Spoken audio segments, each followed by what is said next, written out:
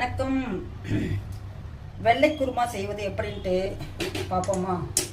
இன்னைக்கு ஒரே குருமா மயமாக பண்ணிடலாம். வெள்ளை குருமாவுக்கு பெரிய பெரிய உருளைகள் இருந்ததுன்னா நீங்கள் என்ன பண்ணுறது, கட் பண்ணி போட்டுக்கங்க. இது மாதிரி குட்டி குட்டியாக சின்னதாக இருந்தால் அப்படியே முழுசாக கூட போடலாம். ஆனால் கொஞ்சம் இந்த உப்பு காரமாக இருந்தால் கொஞ்சம் இதாக இருக்கும். இது இப்போ நான் கட் பண்ணி போட்டு வெந்துக்கிட்டு அடுத்த ப்ராசஸ் என்ன பார்க்கலாம் வாங்க.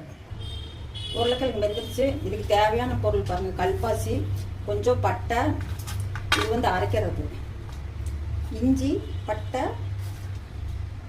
இஞ்சி அரைச்சிடுவேன். ஓகே, இஞ்சி அரைச்சிடுவேன். இந்த பட்டையும் கல்பாசி தாளிக்கிறப்ப போடணும். இது மட்டும் அரைச்சிக்கலப்ப. வணக்கம். இப்போ என்ன சமைக்கலாம் அப்படின்ட்டு எனக்கு இந்த இது ப்ராப்ளம் ஆகுங்க. என்னால் வைக்கிறதுக்கு இடம் சரியில்லைங்கண்ணா. ஒன்று நான் ஃபுல்லாக தெரிஞ்சுன்னா இது எதுவுமே தெரிய மாட்டேங்குது. பார்த்துக்கோங்க, அட்ஜஸ்ட்மெண்ட் பண்ணிக்கோங்க. இது வேக உருளைக்கிழங்கு இந்த மாதிரி கட் பண்ணி போட்டுக்கிறேன். இந்த இப்படி கட் பண்ணி போட்டுக்கிறேன். மஞ்சத்தூள் போட்டு வெந்துக்கிட்டு இருக்குது. அடுத்து இதை அரைக்கிறதுக்கு இந்த ப்ராசஸ். தேங்காய் தோல் சீவி போடலாம், சிவகாமி போடலாம், அது பரவாயில்ல. தோல் சீவினா சீக்கிரம் ஜீரணமாகும். தோல் எடுக்காமல் போட்டோம்னா ஜீரணமாகிறது கொஞ்சம் இதாகும், லேட்டாகும். பொட்டுக்கடலை ஒரே ஒரு ஏலக்காய் போட்டுக்கிறேன். பொட்டுக்கடலை, தேங்காய், இஞ்சி, இதெல்லாம் இந்த இஞ்சி, இது முந்திரி பருப்பு, இதெல்லாமே இப்போ அரைச்சிக்கலாம் போட்டு. அது கூட பொட்டுக்கடலை, வேர்க்கடலை பருப்பும் வறுத்து போட்டால் அதுவும் நல்லா டேஸ்ட்டாக இருக்கும். கொஞ்சம் வேர்க்கடலை பருப்பு எடுத்துக்கிட்டோம், 2-3. சோம்பு இவ்வளோ போட்டிங்கன்னா போதும். இதுக்கு ஜீரகம்லாம் போடக்கூடாது, சோம்பு மட்டும் போதும். வணக்கம். எல்லாத்துக்கும் சென்டரில் அப்பப்போ வணக்கம் சொல்லணும். இது தாளிக்கலாமா? இது இந்த அடுப்பில் வச்சுக்கலாம். சுட்டு வச்சுருவாங்க அவங்க, அப்பப்போ சுட்டுறாங்க. நம்மளால முடிய மாட்டேங்குது. என்ன பண்ணுறது, பொழப்பு தானோ. கம்பெனி சரியில்லை, நம்ம என்ன பண்ண வேணும். போதுங்க, கொஞ்சம் என்ன போதும். நீங்கள் சுகர் இல்லைன்னா அதிகம் கொடுக்கலாம்னு பிரச்சனை. டேஸ்ட் கொஞ்சம் எடுப்பாக இருக்கணும் அப்படின்னா நீங்கள் தாராளமாக இன்னும் அதிகமாக சேர்த்துக்கலாம். கொஞ்சம் கடுகு போட்டுக்கலாம். ஃபஸ்ட்டு கல்பாசி, கொஞ்சம் பட்டை, அன்னாசி கொஞ்சம் ஒரு பூவில் கால் மாதிரி போட்டுக்கிறேன்.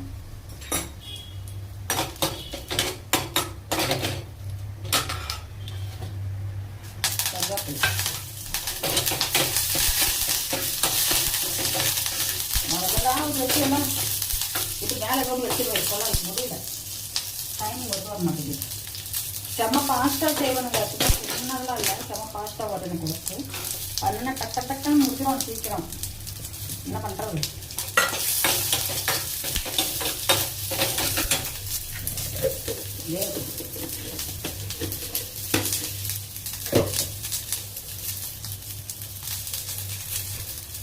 பச்சை மிளகா போட்டுக்கலாம். கீரி வச்சுக்கிறேன். நான் அரைக்கிறது போட்டு அரைக்கல, அதே பச்சை மிளகாய் அரைச்சி போட்டுட்டேன். காரம் இந்த மிளகா கம்மியாக இருக்கிறதால நிறையா போட்டுக்கிறோம். உங்களுக்கு தேவையான அளவுக்கு போட்டுக்கலாம். இன்னும் வந்துடுறோம். நமக்கு வேஸ்ட் கேட்க மாட்டேங்குது. எதுனா இருக்கும் அதோடைய வேஸ்ட் கேட்கறது, நம்ம வேஸ்ட் கேட்க மாட்டேங்குது. கொஞ்சோண்டு அது உப்பு போட்டுக்கலாமா? உப்பு போட்டுட்டோம்னா இது வேலை முடிஞ்சுது. அப்படி இதுலேயே போடுங்க. வெங்காயம் கொஞ்சம் சீக்கிரம் வணங்கிட்டோம். நல்லா டேஸ்ட் டிஃப்ரெண்டாக இருக்கும். தாளப்பாடு நிற்க மாட்டேங்குது. டென்ஷன் ஆகுது எனக்கு. வெய்யால கொஞ்சம் அடி சிச்சிருவா. ஃபோன் குட்டிக்கு போட்டி கொடுத்து அது நல்லா தெரிச்சிருச்சு பாரு.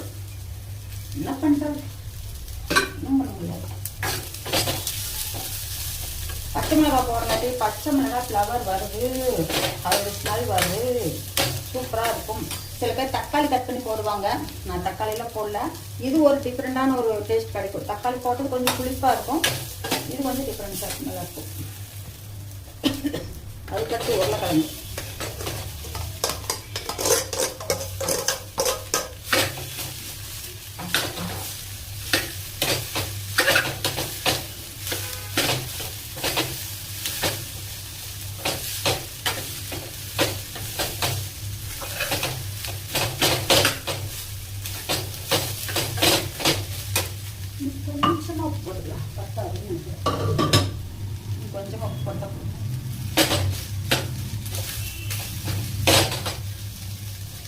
இப்போ இந்த அரைச்சி வச்ச விழுது ஊற்றி தேங்காய் முந்திரி பருப்பு எல்லாம் போட்டோம்ல அதெல்லாம் ஊற்றிக்கலாம். இன்று எனது சாப்பாடு பார்த்தீங்களா, கோதுமை ரைஸ். இப்படி தாங்க சாப்பாடுலாம் ரொம்ப கம்மி. வாரத்தில் 1 நாளோ 2 நாளோ, 1 நாள் தான் கிடைக்கும்.